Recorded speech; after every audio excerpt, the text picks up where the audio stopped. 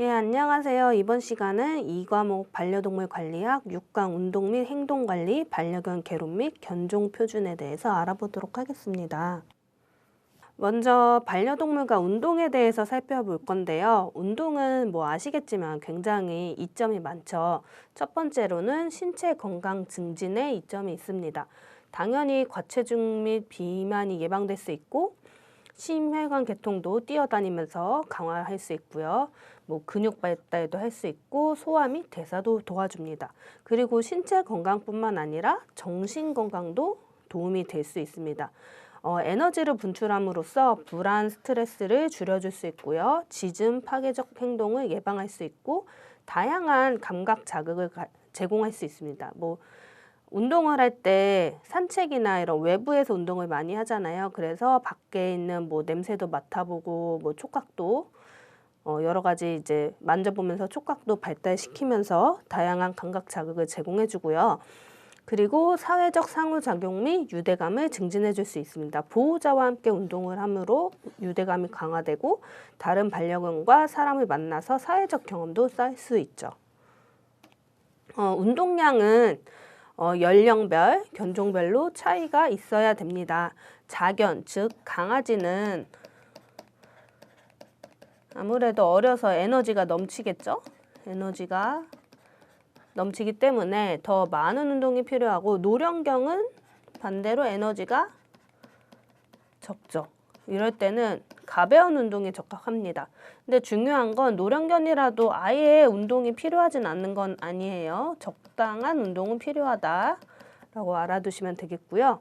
그다음에 견종별로 대형견은 아무래도 덩치도 크고 그림처럼 이렇게 덩치도 크고 근육도 발달해 있기 때문에 장시간 운동이 필요하고요. 소형견은 그림 보면 이제 치와와 귀엽죠. 조그맣기 때문에 적절한 운동을 해야 됩니다. 운동은 이와 같이 신체적 활동 및 신체적, 정신적 건강을 유지하는 데 필요하고 문제행동 개선, 정신적 자극을 제공을 할 수 있습니다. 그래서 반려견의 연령, 견종, 건강 상태를 고려해서 적절한 운동량을 제공할 수 있도록 노력해야 된다라고 알아두시면 되겠습니다. 그래서 이렇게 반려견들이 운동을 할 수 있게 도와주는 반려동물 스포츠가 있어요. 그래서 반려견 스포츠의 종류에 대해서 살펴볼 텐데요. 첫 번째는 어질리티가 있습니다. 어질리티는 장애물을 통과하는 경기예요. 그래서 뒤에 사진 보면서 자세히 설명해 드릴 거고, 플라이볼은 날아가는 공을 받는 거라고 생각을 하시면 되겠고, 디스크독은 원반 던지기 한번 들어보셨을 것 같은데 이런 원반 던지기 스포츠라고 아시면 되겠고요. 독댄스는 이름처럼 음악에 맞춰서 그 반려견만 춤을 추는 게 아니라 보호자 또는 훈련사가 함께 리듬에 맞춰서 춤을 추는 스포츠라고 이해를 하시면 되겠고요. 독트릭은 여러 가지 묘기를 훈련시키는 거고, IGP 훈련은 고급 사역견 훈련인데 이 사역견이란 특정 업무를 수행하는 개라는 의미를 가지고 있어요. 그래서 예를 들면 경비견 같은 경우를 생각을 하시면 되겠고요.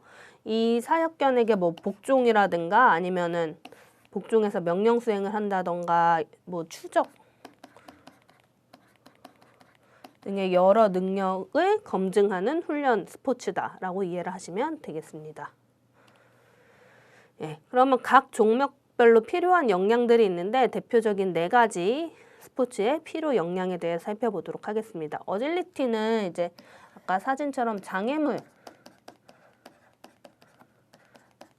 통과하는 스포츠라고 했었죠. 그래서 민첩해야 돼요. 장애물을 민첩하게 피해야 되고, 그리고 오랜 시간 이제 집중해서 해야 되니까 지구력, 그리고 이 보호자와 훈련사와 함께 뛰어야 돼서 협응력이 필요하고요.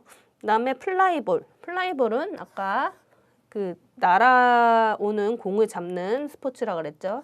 사진처럼. 그래서 속도, 이 공을 잡는 속도, 그리고 날아오는 공을 뛰어서 잡아야 되니까 점프력, 그리고 역시 팀워크가 필요합니다. 디스크독은 아까 원반 잡기라 그랬죠. 원반 잡고 던지기. 그래서 순발력과 점프력, 지구력이 필요하고요. 독댄스는 이제 사진처럼 이렇게 훈련사, 보호자와 개가 함께 춤을 추는 스포츠라고 했어요. 그래서 아무래도 음악이 들어가기 때문에 음악적 감각과 보호자와 함께 협력하는 협력 기술이 필요하다. 이렇게 알아두시면 되겠고요. 대회 규정은 어질리티 같은 경우는 체급이 있어요. 그래서 소형견, 중형, 대형견. 견에 맞는 체급에 맞게 그 스포츠를 경기를 대회를 갈 때 지원을 해야 되고요. 그리고 코스가 각각 달라서 코스를 공개를 하고 코스 검사, 경기 시작 이렇게 진행이 됩니다. 대회 실점은 당연하게 이제 장애물을 미통과하면 실점이 되겠죠. 그리고 시간이 초과해도 감점이 됩니다. 플라이볼 같은 경우는 출발을 하고 이것도 약간의 허들, 장애물이 있어요. 장애물을 통과한 뒤에 이제 공을 획득하고 교대하는 식으로 대회가 이루어지고요. 허들을 미통과하거나 공을 미획득하면 당연히 감점이 됩니다. 디스크독 같은 경우는 이제 자유 스타일과 디스턴스, 거리, 정확도를 따지는 대회로 이렇게 나눠지고요. 그 다음에 실점은 당연히 원반을 못 받았거나 아니면 던졌을 때 이거는 이제 보호자나 훈련사가 잘못 던졌을 때 오류가 있어도 실점이 됩니다. 다음으로는 반려동물의 행동관리로 넘어가서 반려동물의 행동 역량 분석을 어떻게 하는지 살펴보도록 할게요. 이때 평가 항목은 냄새 맡기, 다른 반려견과의 관계, 경계 심리 등을 평가하는데 이거를 이제 좀 객관적으로 나타내는 게 볼하드의 행동 프로필이라는 게 있어요. 이 행동 프로필은 4가지 욕구에 대해서 분석을 하는데 여기 나온 것처럼 음식 욕구, 간식 보상 훈련과 관련이 있고요. 무리 욕구, 사회화 훈련과 관련이 있고 방어 욕구, 복종 훈련, 방어 도주 욕구, 신뢰 형성 및 사회화 훈련과 관련이 있어요. 그래서 이런 각각 훈련과 관련이 있는 4가지 욕구를 검사하는 방법이 볼하드의 행동 프로필이다라고 알아두시면 되겠습니다. 그리고 반려동물의 적절한 행동 관리를 위해서는 행동 풍부화도 중요한데요. 이 행동 풍부화는 스트레스 감소, 문제 행동 예방, 그리고 신체 및 정신적 건강 증진에 굉장히 중요합니다. 풍부화의 종류는 크게 2가지로 나뉘어요. 사회적 풍부화와 감각적 풍부화. 그래서 사회적 풍부화는 다른 동물 및 사람과 교류하는 거, 감각적 풍부화는 시각, 청각, 후각 등 다양한 자극을 주는 게 감각적 풍부화입니다. 그리고 당연히 좋은 환경 제공도 풍부화에 들어갈 수 있겠죠. 그리고 행동 관리 중에 한 가지 방법 중 하나가 중성화 수술이 있습니다. 중성화 수술은 크게 수컷과 암컷 수술 2가지로 나눠지고 우리가 보통 수컷 고환 제거하는 걸 거세라고 해요. 그래서 거세는 여기 사진처럼 고환을 제거해서 성호르몬이 나오지 않게 하는 거 하는 방법이고, 불임수술은 여기가 이제 난소고 여기가 자궁이거든요. 그래서 불임수술은 난소랑 자궁을 2개를 제거를 해요. 네, 이걸 이제 암컷 불임수술이라고 합니다. 네. 사실 암컷 불임수술 같은 경우는 이제 사진 그림처럼 개복을 해야 돼요. 이렇게 배를 열어야 되거든요. 네, 인시전이 절개라는 뜻인데, 그래서 배를 절개해서 난소와 자궁을 제거해야 되기 때문에 그 수컷 수술보다 거세보다 통증이 더 크고 부작용도 더 큰 특징이 있어요. 그래서 수컷도 물론 수술할 때 아프긴 하지만 암컷이 더 통증과 부작용이 큰 수술이다라는 거 알아두시면 되겠고요. 하지만 그럼에도 불구하고 이제 수술을 하는 데는 장점이 있기 때문에 중성화 수술을 하죠. 첫 번째는 건강상 이점이 있습니다. 종양을 예방하는 데 되게 중요한 효과가 있어요. 그래서 특히 암컷의 유선 종양,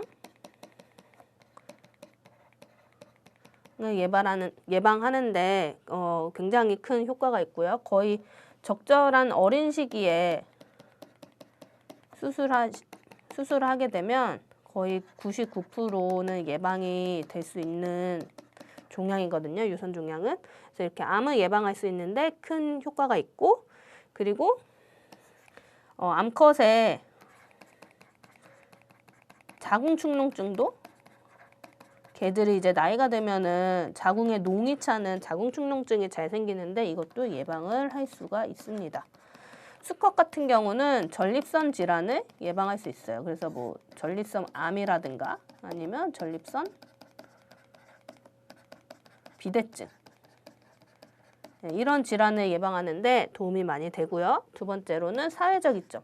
생각지 못한 임신을 방지하는 데 큰 도움이 돼요. 우리가 잠깐 산책을 하다가도 이제 중성화하지 않은 암수가 만나면 임신이 될 수 있어요. 이러면 되게 서로 난감해지죠. 그래서 이런 방지에도 도움이 되고, 그리고 무엇보다 행동 개선에 큰 도움이 됩니다.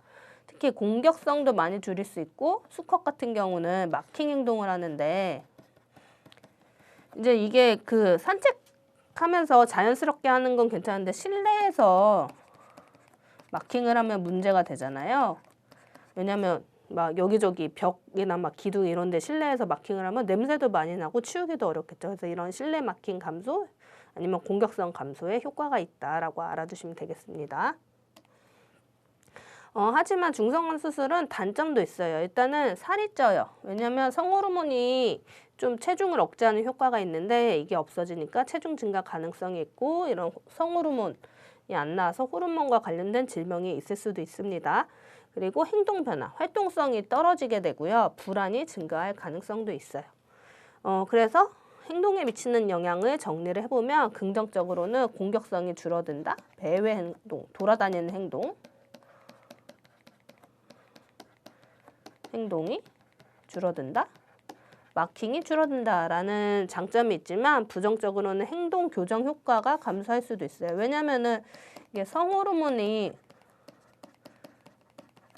이렇게 목적 동기부여에 좀 도움이 되거든요.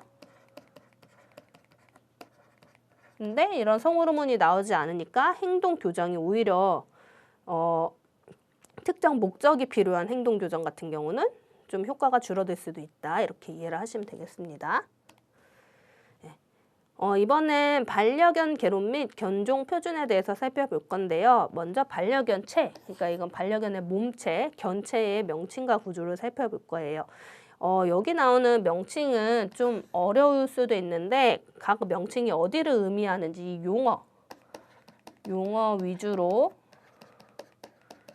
기억을 해주시는 게 좋을 것 같습니다. 왜냐하면 용어가 어렵기 때문에 이렇게 어려운 거는 약간 시험 문제에 나올 가능성이 높겠죠. 그래서 각 용어가 어느 부분인지 그림과 함께 알아두시면 좋을 것 같아요. 처음에 두부를 볼 건데 두부란 이렇게 머리 전체를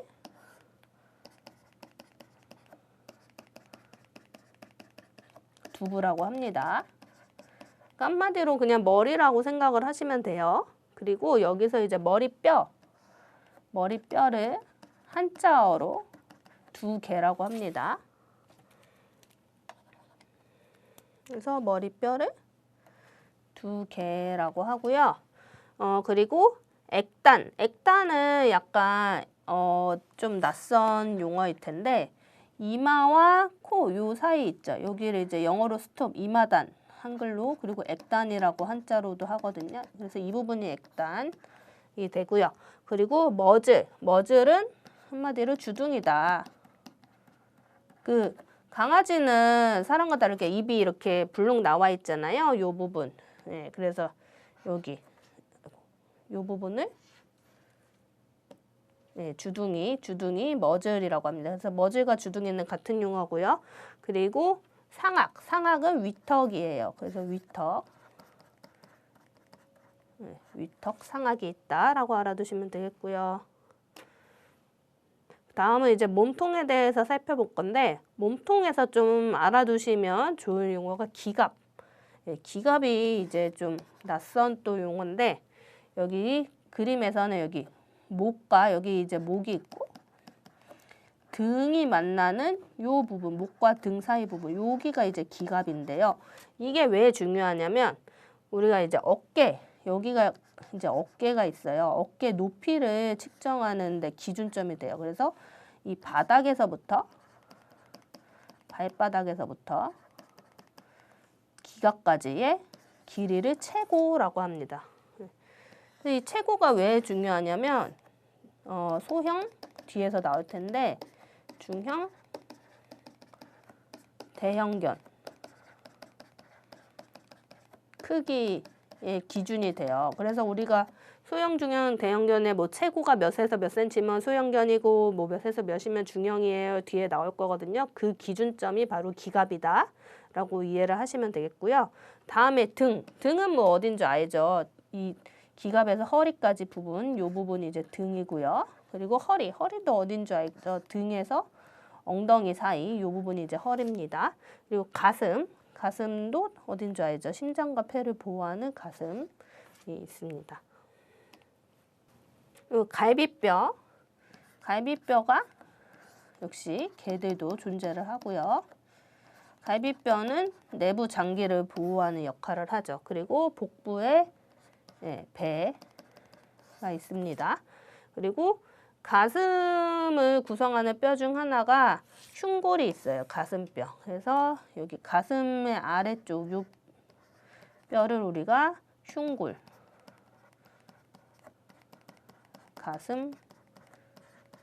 가슴뼈라고 하고요. 그리고 이제 엉덩이, 궁둥이, 엉덩이가 있습니다.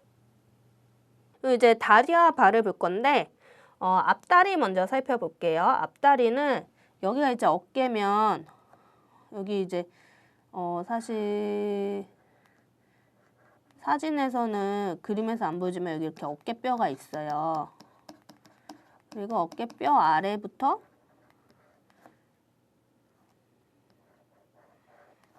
어깨뼈 아래부터 팔꿈치까지 여기가 이제 상완뼈가 있는데 그래서 이 어깨에서부터 앞팔꿈치 사이 여기를 이제 상완이라고 합니다. 상완뼈가 있는 부분. 그래서 어깨와 팔꿈치 사이다 라고 알아두시면 되겠고 앞다리 그래서 상완뼈 아래부터 팔꿈치부터 앞 발목 요 사이 있죠. 여기가 이제 전완이에요. 그래서 그림에서 약간 헷갈리게 돼 있는데 그러니까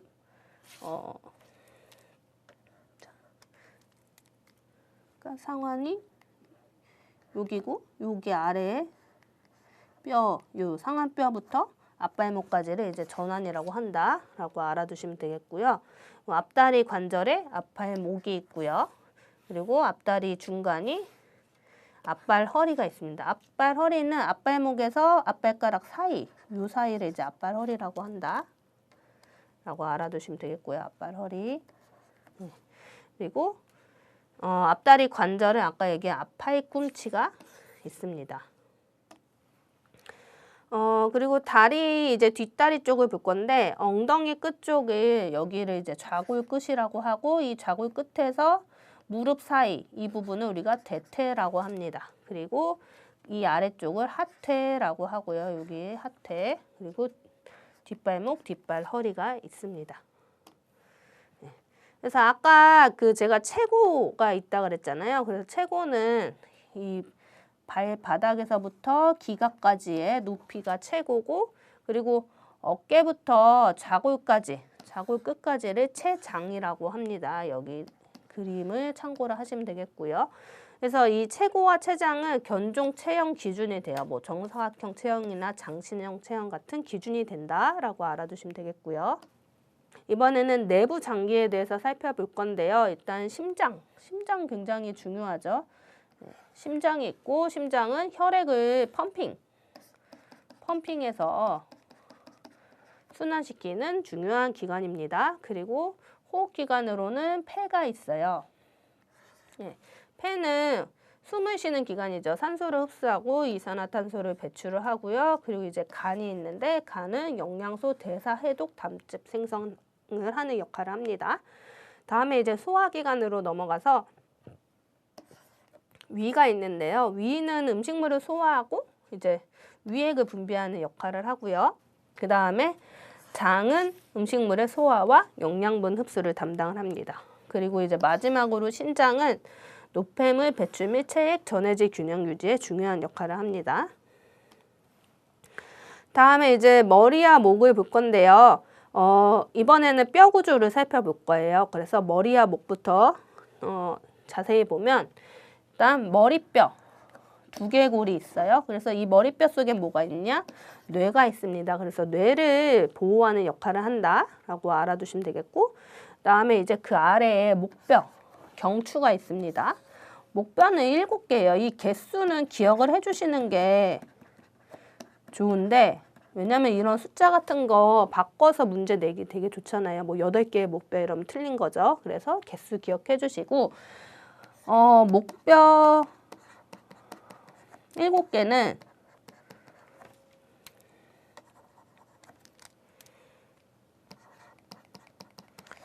포유류는 모든 포유류는 다 동일해요.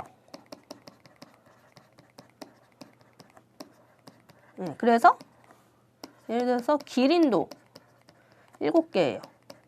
기린은 되게 목이 길어서 목뼈가 많을 것 같지만 같은 7개고 대신에 길이가 길어서 목이 길다 이렇게 이해하시면 되겠고, 대신에 조류는 개수가 더 많습니다. 네, 조류는 개수가 많지만 모든 포유류는 뭐 개든 고양이든 기린이든 다 7개다 라는 거 참고로 알아두시면 되겠고요. 다음에 흉추. 흉추는 이제 가슴뼈, 척추에서 가슴 쪽에 있는 뼈가 이제 흉추예요. 이 부분. 얘는 13개. 네, 이거는 13개는 개의 특징이에요. 네, 그래서 지금 사진의 표에 13개의 흉추, 요추, 허리뼈 7개, 천추 3개라고 되어 있잖아요. 요거는 개의 특징입니다. 그래서 이 흉추, 요추, 천추 개수는 이제 동물 종마다 달라요.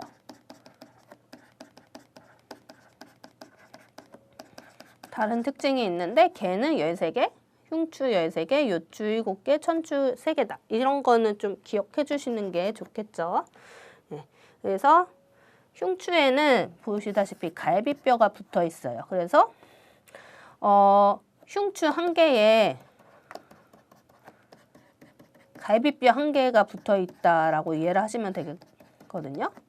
그래서 흉추가 13개니까 갈비뼈도 13쌍이다 라고 이해를 하시면 되겠어요. 왜냐면 갈비뼈는 좌우 한 개씩 이니까 한 쌍이라고 하거든요. 그래서 13쌍. 그래서 흉추 13개에 각 좌우 한 개씩 13쌍의 늑골, 갈비뼈가 붙어 있다 라고 이해를 하시면 되겠고요. 이 안에는 심장과 폐가 있어요. 그래서 이 심장과 폐를 보호하는 역할을 한다 라고 이해를 하시면 되겠습니다. 그리고 그 아래는 허리 쪽에 있는 허리뼈가 있고, 얘는 아까 표에서 얘기한 것처럼 7개다 라고 알아두시면 되겠고, 거기에 이제 이어진 게 엉치뼈. 엉치뼈는 3개가 있습니다. 그리고 이제 엉덩이에 있는 엉덩뼈, 궁둥뼈, 얘네들은 이제 골반을 구성하는 뼈예요. 이제 앞다리로 넘어갈 건데, 제가 이제 앞에서 뭐 잠깐 얘기를 했잖아요. 어깨 부분에 어깨뼈가 있고요. 네, 잠깐 그 그림을 보면서 어깨뼈가 있다고 했고, 그 아래 상완에 상완뼈가 있고요. 그 다음에 이제 그 아래 전완을 구성하는 뼈가 노뼈랑 좌뼈가 있습니다. 그리고 그 아래로 손목뼈, 손등뼈, 손가락뼈가 있다고 생각을 하시면 되는데, 이 손등뼈 같은 경우는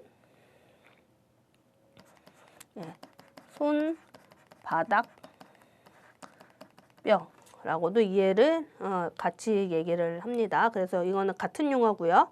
그 다음에 뒷다리에는 대퇴뼈가 있고요. 넙다리뼈, 그리고 종아리뼈랑 정강뼈가 이제 그 아래에 하지를 구성을 합니다. 그리고 발등뼈가 있고 손가락뼈로 구성이 됩니다. 그래서 제가 지금 한꺼번에 설명을 했는데 여기 표에도 있으니까 한번 읽어보시면 되겠고, 이제 마지막으로 꼬리뼈가 있어요. 그래서 꼬리뼈는 꼬리를 구성해서 반려견의 꼬리를 움직이게 하는 뼈다라고 이해를 하시면 되겠고요. 그 다음에 이제 견종에 대해서 살펴볼 건데, 일단 소형견은 체중이 10kg, 그리고 아까 최고 앞에서 나왔죠. 그 발바닥에서 기갑까지의 높이라고 했었죠. 네, 이 최고가 30cm 이하를 우리가 소형견이라고 합니다. 그래서 이것도 분류 이런 숫자 같은 거 기억해 주시는 게 좋고요. 아무래도 크기가 작기 때문에 실내에서 키우기가 좋겠죠. 그리고 작은 체구라 다치기 쉬워요. 뭐 골절 같은 거 잘 일어나거든요. 그래서 조심해야 되고, 뭐 활발하고 애교 많고 작지만 짖음이 많을 수 있습니다. 그래서 주요 견종 이런 것도 이제 기억을 해주시는 게 좋을 것 같아요. 뭐 견종 주고 다음 중 대형견이 아닌 것은 뭐 소형견은 아닌 것은 이런 식으로 물어볼 수 있고요.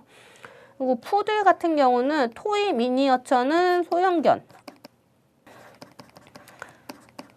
이지만 이제 뒤에서 나올 텐데, 여기 중형견, 스탠다드 푸들은 중형견에 들어갑니다. 그래서 이 스탠다드 푸들을 작게 개량한 게 토이 미니어처 푸들이에요.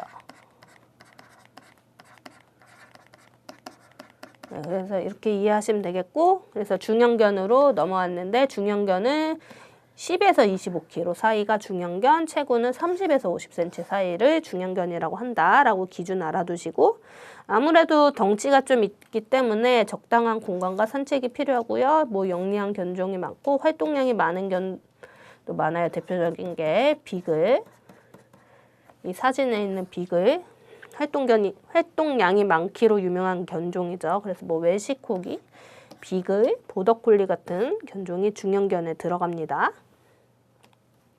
다음에 대형견은 25kg 이상, 최고 50cm 이상을 대형견이라고 해요. 체력이 좋고 덩치가 있으니까 당연히 많은 운동이 필요하고, 관절, 심장 건강에 좀 약해서 관리가 필요하고, 수명이 짧은 편입니다. 그래서 수명 앞에서 저희가 얘기했는데, 수명은 소형견이 제일 길고,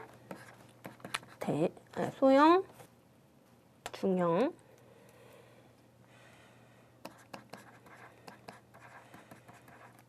대형견, 순으로 짧다라고 알아두시면 되겠고요.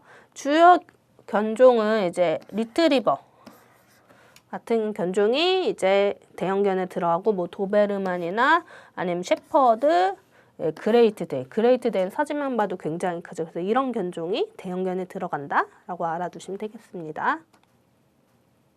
다음에 토종견에 대해서 살펴볼 거예요. 토종견 진돗개, 우리가 진돗개라고도 하고 진돗개라고도 하는, 진돗개는 다들 뭐 한 번쯤은 들어봤을 거예요.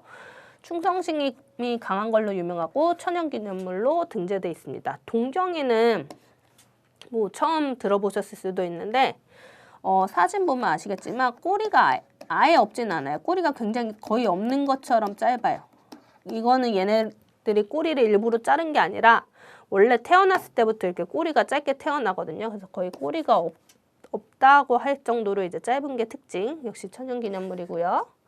제주개는 제주 지역에서 이제 토종적으로 자생하는 개인데 독립적이고 늑대와 유사한 외모를 갖고 있다라고 알아두시면 되겠고, 삽살개는 사진을 보시면 알겠지만 굉장히 이제 긴 털, 길고 이제 풍성한 털을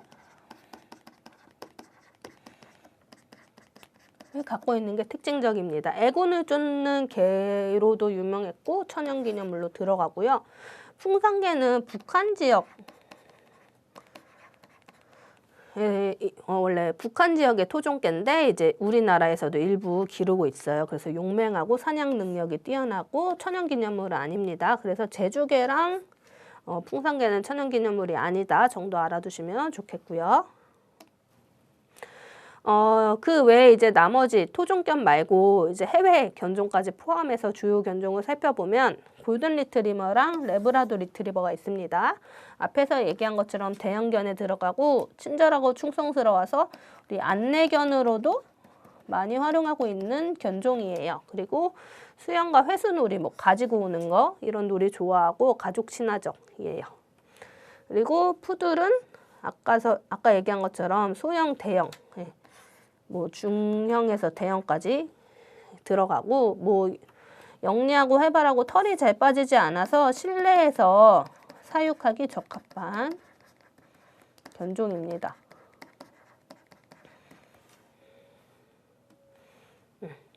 다음에 포메라니아는 소형견이고 이제 털이 되게 풍성하고 뽀샤시한 걸로 유명하죠. 그리고 보호자에게 애착이 강한 특징이 있고요. 시베리안 허스키는 중형견이고 독립적이고 활동적이고 얘네 추운 기후 이름이 이제 시베리안이잖아요. 원래 시베리아 이런 추운 데에서 적응된 개이기 때문에 이중모 모를 가지고 있어요. 그래서 더위에는 약하다 라는 특징이 있습니다. 그래서 얘네들은 더울 때는 야외 활동을 자제하고 냉방을 잘 해줘야 되는 주의사항이 있고요. 지구력이 되게 높고요. 닥스훈트 같은 경우는 사진 보면 알겠지만 등이 길어요. 허리가 긴 품종이죠. 그래서 이게 굉장히 귀여워 보이긴 하는데 중요한 게 허리 이제 건강에 주의해야 돼요. 특히 허리 디스크 같은 거. 잘 생기는 품종이기 때문에 허리에 질병이 생기지 않게 조심히 키워야 된다라고 알아두시면 되겠고요. 그 다음에 시추. 시추는 얼굴털 관리가 중요한데 특히 얼굴털이 얘네 뭐 시추 키워보시는 분들 알겠지만 눈이 얘네들 또 튀어나와 있어요. 그래서 이 털이 튀어나온 눈을 찔러서 눈병이 잘 생기거든요. 그래서 이 눈 관리랑 털 관리, 얼굴 털 관리 잘 해야 되고 그리고 얘네들이 귀가 접혀 있어서 귀병도 잘 생긴다. 그래서 귀병에도 유의해서 키워야 되는 견종이다 라고 알아두시면 되겠고요. 말티즈 역시 반려견으로 많이 기르죠. 그래서 온순하고 사람도 좋아하는데 털이 휘어서 예쁘긴 하지만 또 오염도 잘 되기 때문에 특히 눈물 자국이 잘 생겨요. 붉은색으로. 그래서 이런 눈물 자국 같은 거 또 냄새도 날 수 있고 그리고 지저분해 보이기 때문에 흰 털을 잘 관리해야 된다라고 알아두시면 되겠습니다. 그리고 불독은 온화하지만 고집이 세고 단두종은 이제 어떤 종이냐면 사진 보면은 코가 짧죠.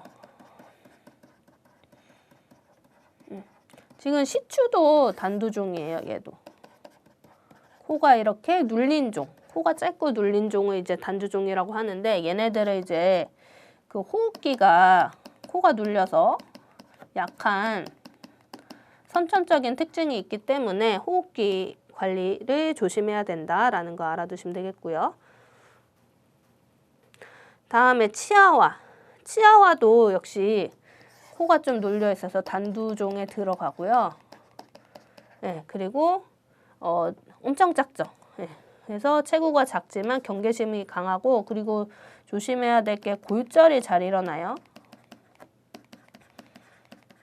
왜냐면 얘네들 뼈가 약해서 너무 작아서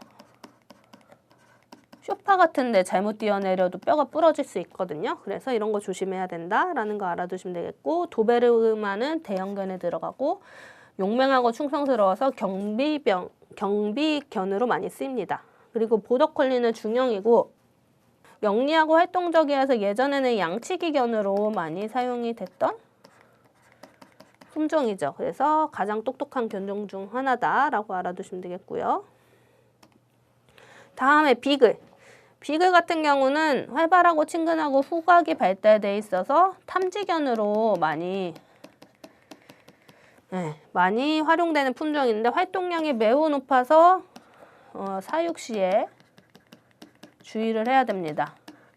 우리가 괜히 사고 치는 사람들 보고 비글 같다 이렇게 얘기를 하는 이유가 비글들을 확실히 실내에서는 이런 에너지를 주체를 못해서 막 소파를 다 물어 뜯는다든지 이런 사고를 많이 치기 때문에 특히 실내 사육 시는 주의를 해야 되는 품종 중 하나고요. 코카 스패니엘은 역시 반려견으로는 되게 애정이 많아서 키우기 좋은 성격을 갖고 있지만 보시다시피 귀가 이렇게 접혀 있어서 역시 귀병이 잘 생깁니다.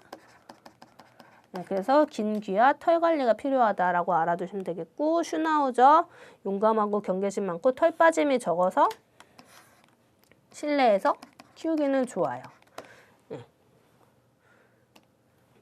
다음에 웰시코기는 영리하고 활발하고 다리가 짧은 걸로 유명하죠. 그리고 샤페이는 사진처럼 이렇게 주름진 피부로 유명한데 문제는 이 주름이 접혀서 피부병 잘 생긴다. 그래서 피부 관리 조심해야 된다라는 거 알아두시면 되겠고, 그레이트 데이는 초대형이에요. 굉장히 커요. 하지만 체구에 비해서는 온화한 성격이다 라는 거 알아두시면 되겠습니다. 네. 그래서 이번 시간에는 그 반려동물의 운동 및 행동 관리, 반려견 개론 및 견종 표준에 대해서 살펴봤고요. 뭐 수업 들으시다가 궁금한 점 있으면 언제든지 질문을 해주시면 좋을 것 같습니다. 이상으로 6강 마무리하겠습니다.